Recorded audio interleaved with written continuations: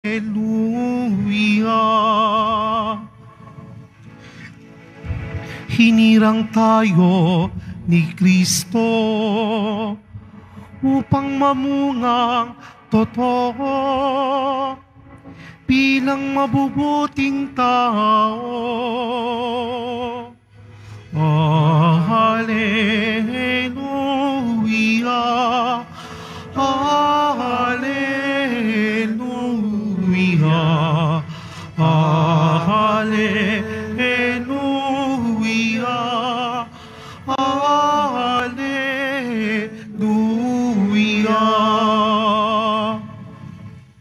Sumainyo ang Panginoon. At sumaiyo rin Ang pagpapahayag ng mabuting balita ng Panginoon ayon kay San Lucas. papuri sa iyo, Panginoon. Noong panahong iyon, ang Panginoon ay humirang ng 72. Pinaunan niya sila ng dala-dalawa sa bawat bayan at puok na patutunguhan niya. Sinabi niya sa kanila, "Sagana ang aanihin, ngunit kakaunti ang mga manggagawa. Idalangin ninyo sa may-ari na magpadala siya ng mga manggagawa sa kanyang bukirin. Humayo kayo. Sinusugo ko kayong parang mga kordero sa gitna ng mga asong gubat.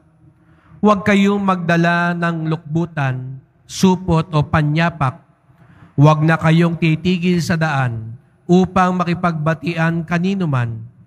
Pagpasok ninyo sa alinmang bahay, sabihin muna ninyo, maghari nawa ang kapayapaan sa bahay na ito. Kung maibigin sa kapayapaan ng nakatira doon, sa kanila ang kapayapaan. Ngunit kung hindi, hindi sila magkakamit nito. Manatili kayo sa bahay na inyong tinutuluyan. Kanin ninyo at inumin ang anumang idulot sa inyo, sapagkat ang manggagawa ay may karapatang tumanggap ng kanyang upa. Huwag kayong magpalipat-lipat ng bahay. Kapag tinanggap kayo sa alinmang bayan, kanin ninyo ang anumang ihain sa inyo. Pagalingin ninyo ang mga may sakit doon at sabihin sa bayan, nalalapit na ang paghahari ng Diyos sa inyo."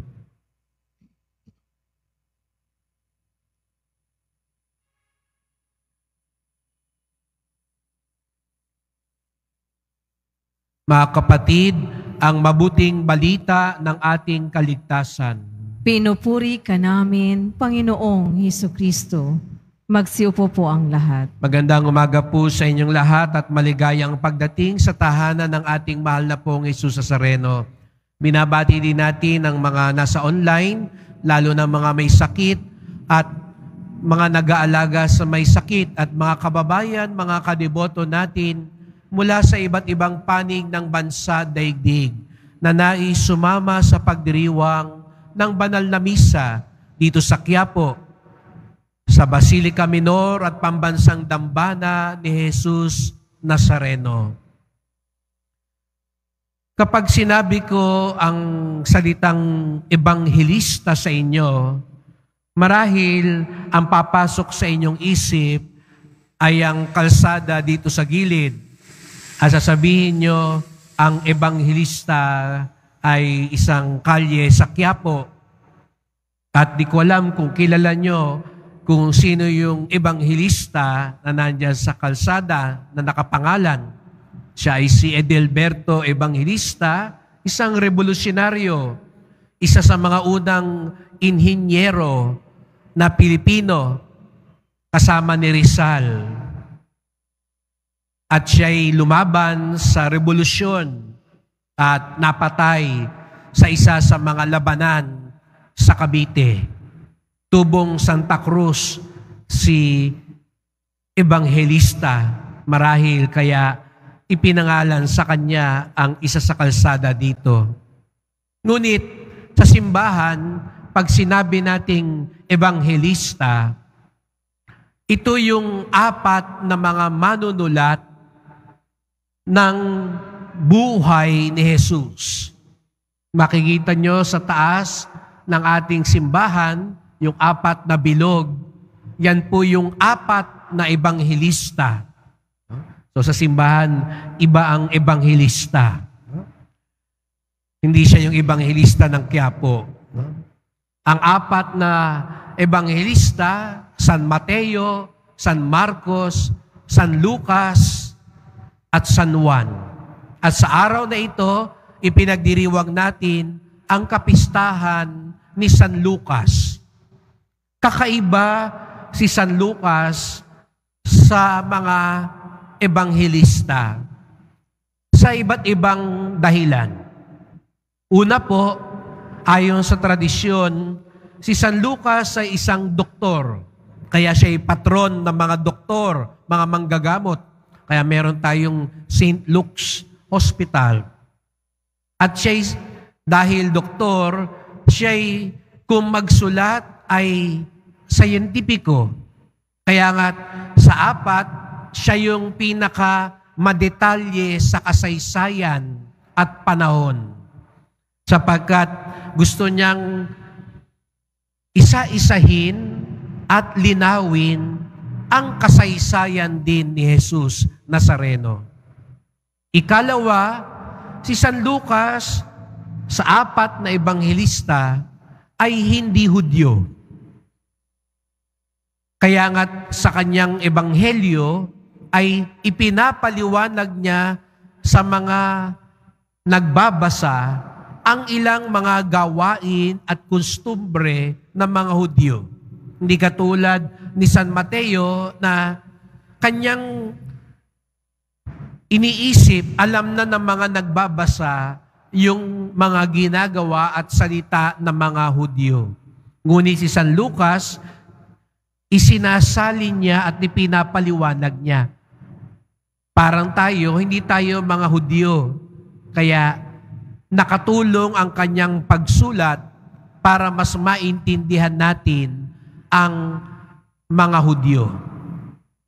At dahil nga po hindi siya Hudyo, sa ikatlong dahilan, ang kanyang ebanghelyo ay masasabi natin na mas tumutukoy sa mabuting balita para sa lahat. Sapagkat alam natin, ang unang pakay ng Diyos sa lumang tipan ay ang mga Hudyo. Sila ang bayang pinili ng Diyos. Kaya nga, pagdasal natin pa rin ang kapayapaan sa Israel ngayon. Sapagkat sila rin ay malapit sa puso ng Diyos. Sila ang unang tinawag ng Diyos. Bagamat hindi nila tinanggap si Jesus Nazareno bilang tagapagligtas, ay sila pa rin ay bahagi. Sabi nga ay kapatid pa rin natin sa pananampalataya. Dahil sabi nga ni San Lucas, lahat tayo gustong iligtas ng Diyos. Kaya ang ebanghelyo ni San Lucas ay binibigyan diin niya na ang kaligtasang ibinibigay ni Jesus Nazareno ay para sa lahat. Hindi para sa iilan lamang. At dahil doon, binigyang diin din ni San Lucas ng ebanghelyo para sa lahat, para din lalo na sa mga naitabi, mga napabayaan, mga minamaliit sa lipunan. Kaya nga, may mahalagang diin si San Lucas sa mga babae, sa mga mahihirap, at sa mga dayuhan. Kung meron man siyang parang kinikilingan, ito yung mga sektor na ito. Kaya nga, si San Lucas, lagi niyang binabanggit ang mahal na ina. Lagi niyang binabanggit, hindi lang yung mga apostol, kung hindi yung mga babaeng sumunod kay Jesus Nazareno. Si San Lucas, binabanggit niya lagi ang mga mahihirap, ang mga bata.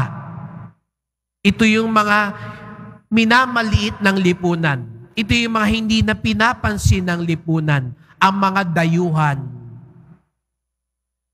Ngunit mga kapatid, hindi lang nagsulat si San Lucas para matuto tayo.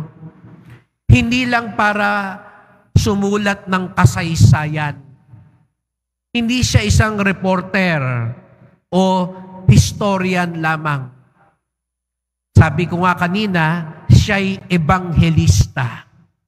At ano ba ibig sabihin ng ebanghelista? Ang manunulat ng mabuting balita. Ebanghelyo. Yun pong ibig sabihin ng ebanghelyo. Galing sa Griego, mabuting balita.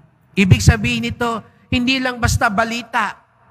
Di ba ngayon nga, minsan, ayaw na nating manood ng balita kasi panay negatibo, patayan, nakawan, gera, siraan, panay pagpapogi lang ng kung sino-sino, panay kasinungalingan.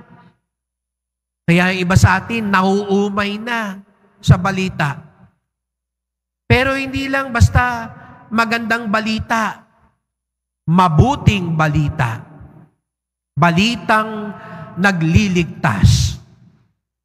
Kaya't nais ni San Lucas, lalo nating makilala si Jesus. Kaya siya nagsulat ng Ebanghelyo. Kaya siya nagkwento.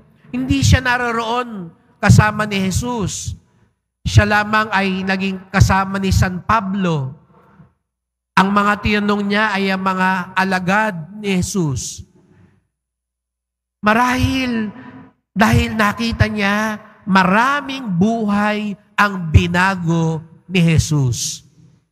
Kaya isinulat niya ang kwento ni Jesus para mas marami pang tao ang mabago ang buhay. Mas marami pang tao ang mapalapit kay Jesus. Kaya't, alam nyo, napakapalad ni San Lucas. Siya ang manunulat na ang kwento niya hindi matatapos ikwento hanggang sa dulo ng daigdig, hanggang sa katapusan ng kasaysayan. Ang ganda nung ganun, no? Yung kwento mo, pag-uusapan hanggang dulo ng daigdig. Hindi yung mga kwento-kwento lang sa kanto. Hindi yung mga chismis-chismis lang. Hindi lang yung buhay ng may buhay. Walang interes si San Lucas yan. Buhay ni Jesus Nazareno ang kanyang interes. At hindi lang basta buhay ni Jesus Nazareno, buhay na makapagbibigay buhay. Sana mga kapatid, tayo rin maging ebanghelista. Tayo rin maging tagakwento. Huwag lang natin ikwento yung detalye ng buhay ni Jesus. Ikwento natin papaano tayo nabago ni Jesus Nazareno. Ikwento natin ang pag-ibig at awa ni Jesus Nazareno. Huwag lang natin solohin si Jesus Nazareno. Pag-uwi ninyo,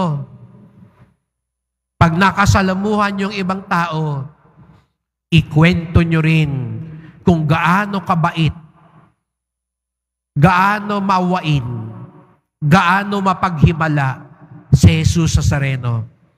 Mas marami pang tao sana sa pamamagitan natin ang makilala si Jesus Nazareno.